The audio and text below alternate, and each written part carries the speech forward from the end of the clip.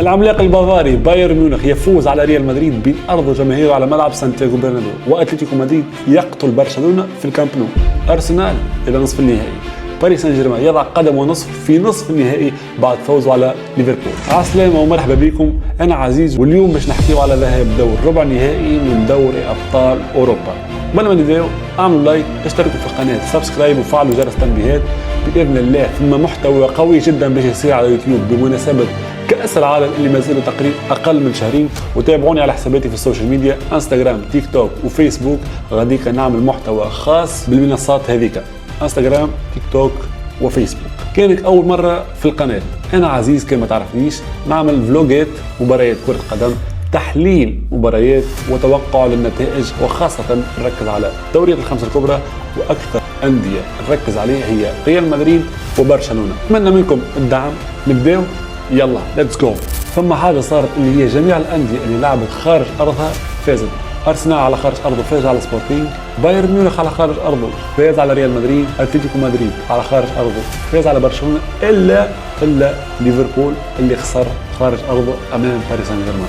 البداية بالقمة الفرنسية الإنجليزية بين البي اس جي والأحمر الريدز ليفربول.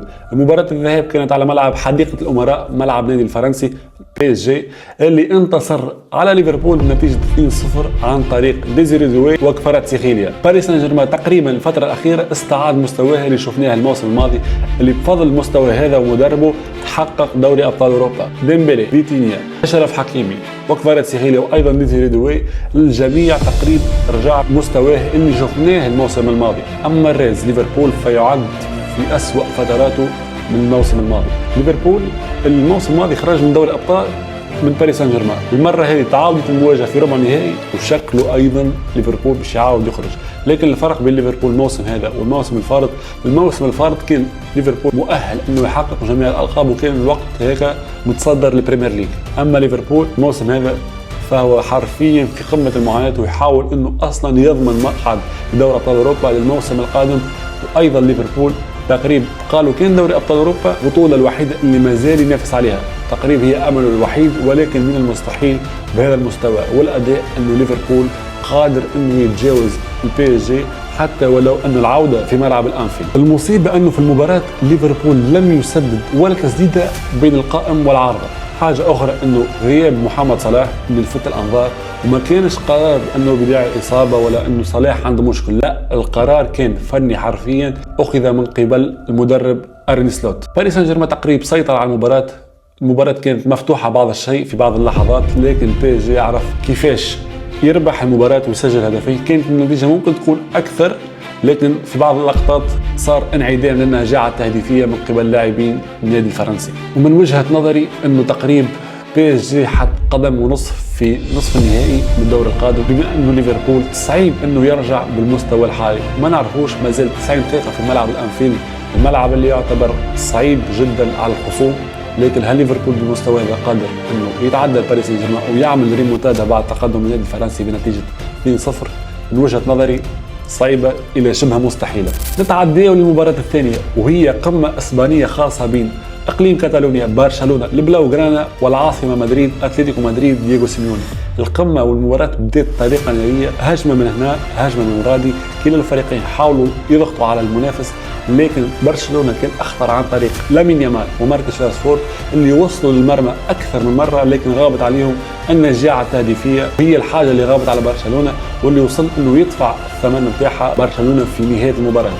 البدايه كانت انه برشلونه ضغط على اتلتيكو مدريد وحاول انه وصل للمرمى، لكن ما سجلش، وراشفورد ولامين ضيعوا العديد من الاهداف. اتلتيكو مدريد بدا المباراه هذه سيميوني كان يعرف شنو يعمل، ودارس الخصم اللي هو برشلونه بطريقه جيده جدا. حتى وقت يفتك الكره كان اتلتيكو مدريد غير مستعجل، وكان يحاول انه يستحوذ على الكره ويمتص حراره لاعبي نادي برشلونه، ويحاول انه يستغل ثغره من ثغرات الدفاعيه، الدفاع المتقدم لبرشلونه، ويحاول انه يستغل هفوه او ثغره في دفاعات برشلونه اللي تكون كالعاده متقدمه.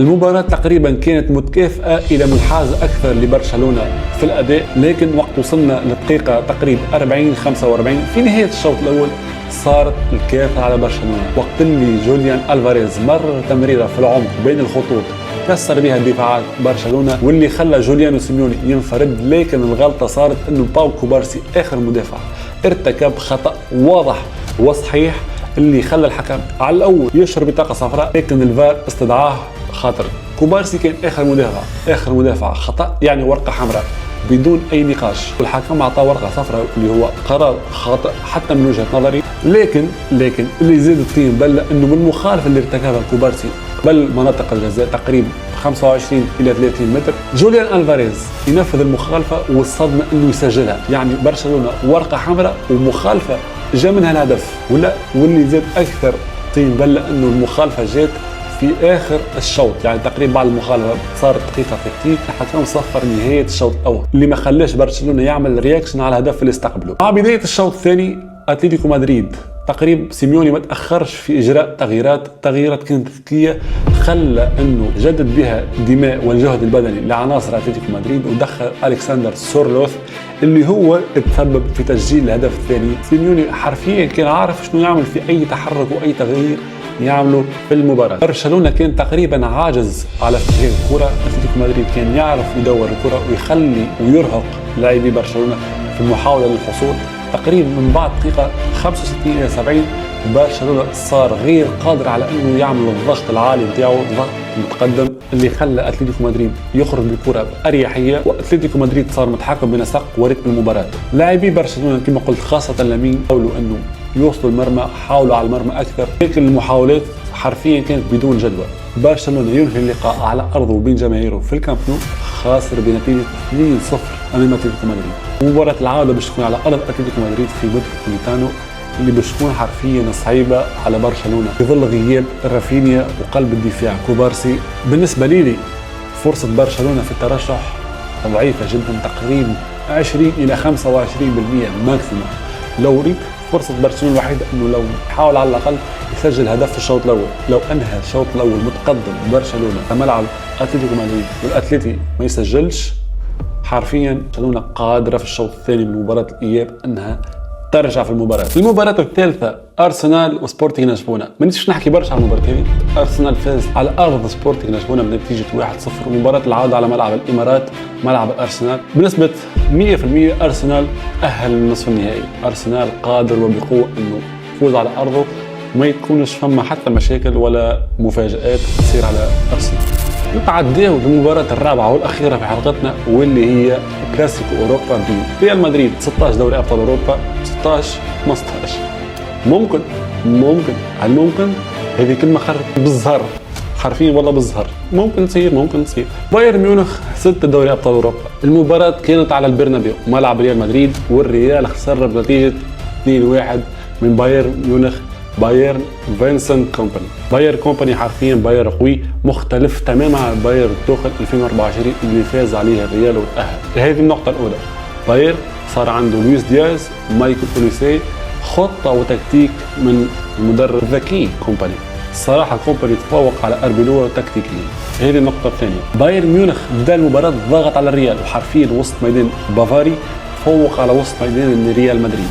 وتشواميني تلقى ورقة صفراء اللي باش تمنعه انه يشارك في مباراة الاياب. وتشواميني يعتبر واحد من حجر الاساس في تشكيلة او خط وسط ميدان ريال مدريد. ريال مدريد لقى صعوبة في التحولات الهجومية والكونتر اتاك اللي يعتبر هو خطة اربيلوا اللي اصلا مكنته متفوق على مانشستر سيتي وعلى بيب غوارديولا.